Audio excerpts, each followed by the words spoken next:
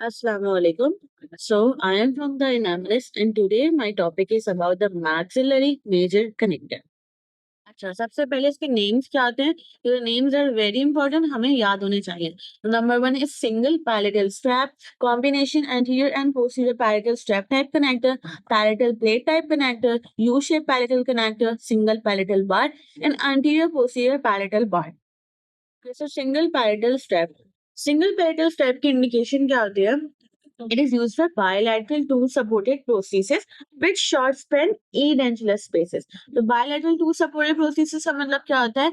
In Kennedy, it is used in Kennedy class 3. ये हमारे पास canine है and it is मोलर। तो canine और मोलर के बीच में जो स्पेस होती है, जो कि सैडल एरिया फॉर्मेशन होती है, प्री मोलर्स मिसिंग है।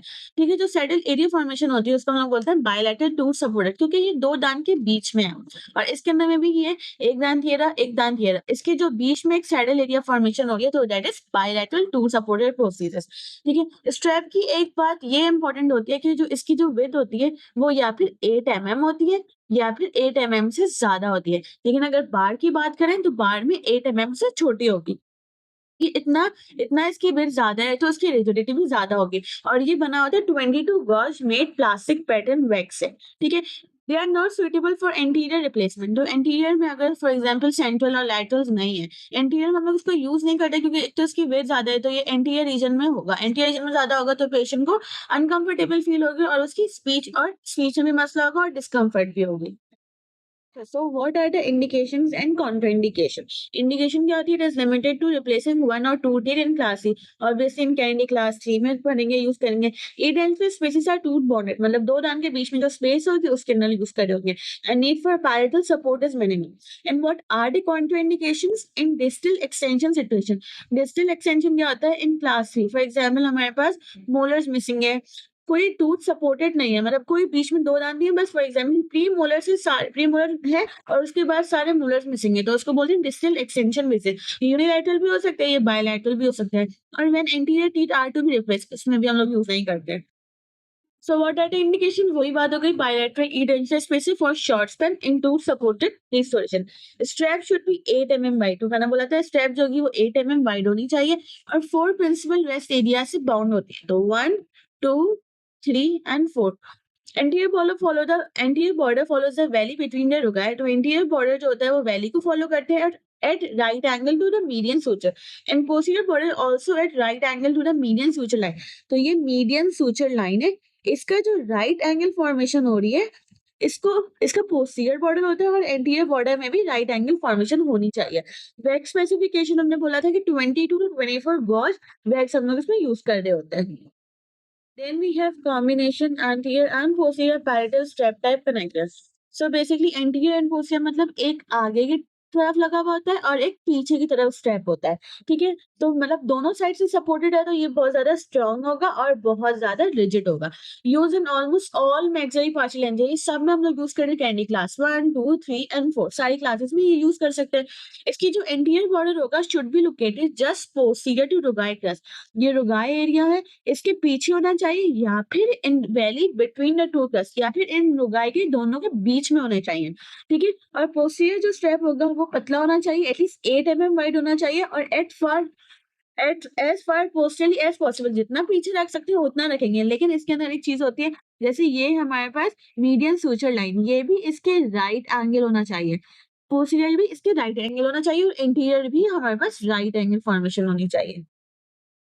The only condition that prevents the use is, for example, if अगर एक यहाँ टोराई प्रेजेंट हो या फिर यहाँ टोराई प्रेजेंट हो, उसमें हम लोग यूज नहीं कर सकते, तो उसमें we should use U shape major connector. So it's very important, जहाँ टोराई प्रेजेंट होगा उसमें U shape major connector use करना होता है। इसकी स्ट्रेंथ इतनी अच्छी होती है क्योंकि एक तो यहाँ पे इंटीरियर कॉम्पोनेंट है और ये पोस्टीरियर कॉम्पोनेंट है और ये आपस में मिला होता है बाय द लॉन्गिट्यूडनल कनेक्टर, तो इसकी वजह से एक रेक्टेंगुलर फ्रेम बन जाता है और इसकी रिजिडिटी बहुत ज्यादा अच्छी हो जाती है। और it is most frequently use in class 2 and class 4। Class 2 में जो कि यूनिलैटरल सैडल एरिया होता है इसमें, और क्लास 4 में जो कि एंटीरियर होता है उसमें ज्यादातर इसको यूज कर रहे होते हैं। तो इंडिकेशन एक दफा और देख लेते हैं, class 1 and class 2 arches in which excellent abutment and residual rigid support exit, मतलब अबटमेंट बहुत अच्छे होने चाहिए, उसके अंदर कोई मोबिलिटी नहीं होनी चाहिए, कोई भी पल्प का इश्यू नहीं होना चाहिए and residual ridges support exist और रिजेस भी बहुत अच्छी होनी चाहिए। Class 4 arches in which interior teeth must be replaced with a removal partial denture और क्लास 4 में भी इसको यूज करते हैं। ओके, तो palatal plate type connector, so as a name suggest ये पूरे पैलेट को कवर कर रहा होगा, ठीक है। Anterior border follows valley between rugae, ये रोगाई के बीच में होगा इंटीरियर बॉर्डर, और पोस्टीरियर बॉर्डर जो होता है the junction of hard palate and soft palate, मतलब ये इंटीरियर वाइब्रेटिंग लाइन के ऊपर फॉल कर रहा होगा, ठीक है। In the bilateral distal extension situation illustrated indirect retainer are must to aid in resisting horizontal rotation. अब जैसे कि अगर बायलैटरल डिस्टल एक्सटेंशन में हम लोग उसको यूज कर रहे हैं तो इसके बाद हमें इनडायरेक्ट रिटेनर की जरूरत पड़ती है, जो कि यहाँ पे होगा इनडायरेक्ट रिटेनर, ठीक है। इनडायरेक्ट रिटेनर से यूज करते हैं ताकि वहां पे हॉरिजॉन्टल रोटेशन आए तो उसको रेजिस्ट कर सके। So what are the advantages, एक तो ये बहुत ज्यादा थिन होता है और ये कॉन्टूर को फॉलो कर रहा होता है पैलेट का, ठीक है। और it reproduce a natural shape of the patient palate, it feels more natural to the tongue and tissue because of thinness and metal thermal conductivity. ये थर्मल मेटल है तो ये थर्मल कंडक्टिविटी कर रहा होता है तो बहुत सारा नेचुरल फीलनेस दे रहा होता है। इसके जो सरफेस होते हैं ना वो कोरिगेटेड होता है, मतलब इसके अंदर रिजेस होते हैं और वेव्स होते हैं ताकि ये बहुत ज्यादा स्ट्रॉन्ग वहां पे अडेप्ट हो जाए। और it fits in close contact with tissue, ये टिश्यू से क्लोजली अडेप्ट हुआ होता है, फिट हुआ हुआ होता है। तो it creates interfacial surface tension, और ये बहुत ज्यादा इंपॉर्टेंट इसलिए ताकि अगर कोई पेशेंट अगर कोई स्टिकी फूड खा रहा हो या फिर बहुत ज्यादा च्युइंग कर रहा हो, बहुत प्रेशर से च्युइंग कर रहा हो या फिर ग्रेविटी की वजह से ये फॉल नहीं होता, वहां पे एक सक्शन प्रोवाइड कर रहा होता है जिसकी वजह से it prevent resisting horizontal forces या डिस्प्लेसमेंट को रेजिस्ट कर रहा होता है।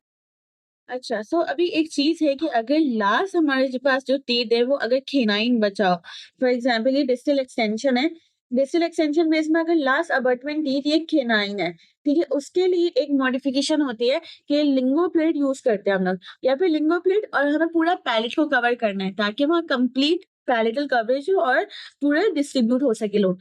तो अभी पैरेटल कवरेज या फिर पूरा मेटल से कर सकते हैं इसमें, जैसे कि कंप्लीट पैरेटल कवरेज पूरी मेटल से हुई है, या फिर ये मेटल थोड़ा-सा मेटल से करेंगे और ये पूरा हमारे पास एक्रिलिक रेज़िन बेस से करेंगे और यहाँ पे डेंचर लग जाएगा, डेंचर का बेस आ जाएगी, ठीक है? और इसके अंदर पूरा पैलेट कवर हुआ है मेटल से और यहाँ पे डेंचर बेस लग गई है। अच्छा, ये करते क्यों है? ये करते हैं specially when the residual ridges have undergo excessive vertical resorption, या फिर रिजेस की रिसॉर्प्शन बहुत ज़्यादा हुई हुई होती है, ठीक है? या फिर दूसरा terminal abutment have suffered some bone loss and splinting cannot be accomplished, जैसे कि केनाइन है यहाँ पे वो उसकी बोन लॉस हुई हुई हो और ये थोड़ा सा हिल भी रहा हो, मोबाइल भी हो, तो उसमें हम लोग यूज करते हैं, ठीक है। तो parietal lingo plate gives stronger support by spending the denture load over a large area of palate through stabilizing the weak abutment। तो ये क्या करता है, एक तो ये स्प्लिंट भी प्रोवाइड करता है लिंगो प्लेट और जो वीक अबटमेंट है उसको स्टेबलाइज भी करता है, ठीक है। और ये स्ट्रॉन्गर भी होता है तो फोर्स इक्वली डिस्ट्रीब्यूट हो जाता है। So U-shaped parietal connector.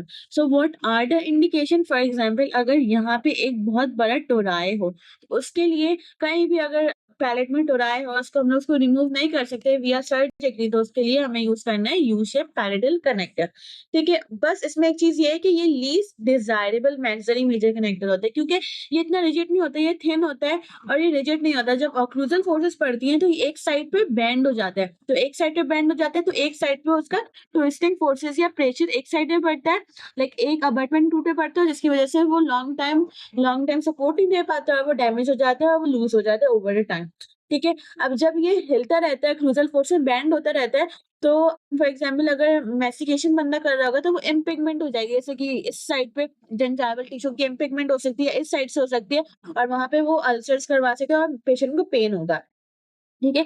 अब इसकी रिजिडिटी को इंक्रीज करने के लिए हमें इसको थोड़ा-सा बल्क प्रोवाइड करना है। लेकिन बल्क प्रोवाइड करने की वजह से क्या होता है, एक तो ये हिंड्रेंस करेगा टंग को बार-बार, टंग ऊपर लगती रहेगी। दूसरा क्या होगा, पेशेंट बहुत अनकंफर्टेबल फील होगा और उसके फोनेटिक्स में भी मसला होगा, उसको स्पीच में भी मसला हो रहा होगा। देन सिंगल पैरेटल बार, बार में हमने एक चीज बोली थी कि ये 8 mm से छोटा होगा, ठीक है। अगर बार की बात होगी, फॉर एग्जांपल ये देखिए कितना पतला है, तो बार की बात होगी तो ये 8 mm से छोटा होगा। अगर स्ट्रैप की बात होगी तो स्ट्रैप क्या होता है, 8 mm से बड़ा होता है, ठीक है। और ये इतना पतला होता है, अगर ये पतला होगा तो ऑब्वियसली फिर ये फ्लेक्सिबल होगा और वीक होगा, ठीक है। इसको अगर इसका बल्क बनाने के लिए अगर बल्क बनाने के लिए थोड़ा सा ऐड करेंगे तो वही चीज़ हो गई कि वो बहुत ज़्यादा बल्की हो जाएगी और अनकंफर्टेबल होगा टंग के लिए और पेशेंट के लिए भी। तो इसलिए हम लोग उसको प्रेफ़र नहीं करते, ज़्यादातर इसको पैरेटल स्ट्रैप को ही प्रेफ़र किया जाता है क्योंकि वहाँ पे उसकी सपोर्ट अच्छी होती है और कंफर्टेबल में भी वो ज़्यादा अच्छा होता है। Then we have anterior posterior palatal bar. Anterior posterior palatal bar एक एंटीरियर साइड पे होगा, एक पोस्टीरियर साइड पे होगा और ये बार है तो ऑब्वियसली 8 एमएम से छोटा होगा। ठीक है, 8 एमएम तो ज़्यादा थोड़ा-सा बल्क और थोड़ा-सा सपोर्ट और थोड़ा-सा रिजिडिटी के लिए हम लोग एंटीरियर पोस्टीरियर पैलेटल बार यूज़ कर रहे होते हैं। ठीक है? Okay, so now the last subheading is that the beading of the maxillary cast. So beading is a term used to denote the scraping of a shallow groove on the maxillary master cast. ये master cast आ गया maxillary का तो beading क्या होती है हम लोग scraping कर रहे होते हैं ग्रूव्स बना रहे होते हैं ऑन द मास्टर कार्ड तो ये हमारे पास एक ग्रूव्स बना रही है तो ग्रूव्स किससे बनाती है कीलॉइड कार्बर से बनाते हैं और ये 0.5 mm डीप होने चाहिए ठीक है इसका पर्पस क्या होता है to transfer the major connector design to the investment cast जो हमें डिजाइन बनाना है कौन सा मेजर कनेक्टर बनाना है वो इन्वेस्टमेंट कास्ट में उसका डिजाइन आ जाता है to provide a visible finishing line of the casting ताकि हमें आराम से दिख सके or to ensure the intimate tissue contact of the major connector with the selected parietal tissue.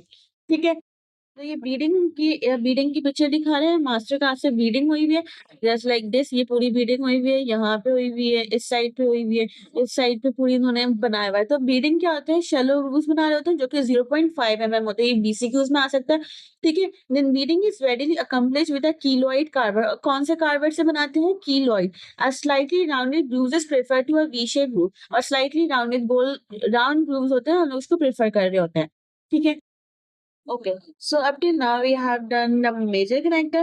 Then our next topic will be the minor connector. If you found this video helpful, don't forget to like, subscribe, and share.